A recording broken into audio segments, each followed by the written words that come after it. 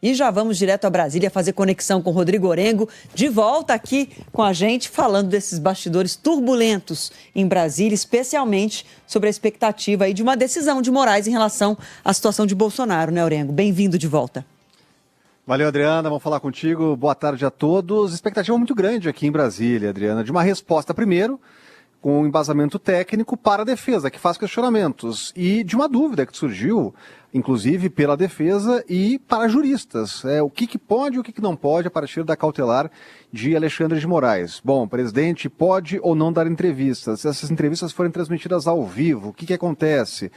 A defesa alega que não há como controlar terceiros, e a decisão de Moraes abrange terceiros, né? E aí você cria uma grande dúvida, né, sobre a pertinência ou a abrangência dessa decisão. Então o que se espera é que tenha uma resposta do ministro tirando e esclarecendo essas dúvidas. A grande pergunta que todo mundo está fazendo é se o ex-presidente pode ou não ir, por exemplo, para uma prisão domiciliar. A avaliação hoje, aqui no Supremo Tribunal Federal, é que as cautelares, as medidas preventivas já foram adotadas, que neste momento esse não seria o caminho. Tem que lembrar, Adriana, que esse processo ele tem ainda um longo caminho. O presidente vai ser julgado ainda. Quando tiver uma sentença, e se for condenado, aí sim seria o caminho se for condenado, de uma detenção. Mas agora há uma avaliação aqui, até internamente no Supremo, que seria algo precipitado.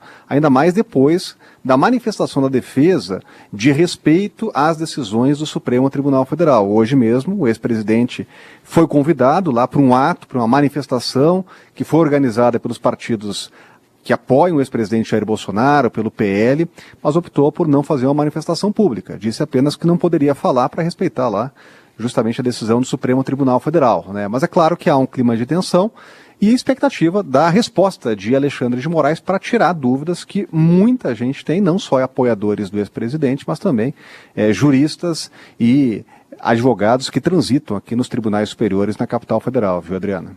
Ô Frumento, só para a gente trazer opiniões diversas aqui sobre esse tema, vários juristas têm se colocado, têm se posicionado em relação ao que interpretam dessa situação que o Brasil vive, no caso Bolsonaro. Há aqueles que dizem que é um excesso e que proibir de dar entrevistas e obrigar que ele tenha um controle sobre algo que é incontrolável, como as redes sociais de terceiros ou de emissoras de rádio e TV, é um cerceamento exagerado e até impossível de ser praticado, e que ele estaria sendo tolhido, caso prevaleça isso, por exemplo, a proibição de entrevistas, na liberdade de expressão, no direito a se expressar sobre a própria situação de estar enfrentando um processo como réu na justiça brasileira. Mas também há juristas que entendem que se as falas de um réu, não somente um réu Bolsonaro, mas as falas de qualquer réu, se elas significam uma tentativa de intimidação, de negociação de sanções,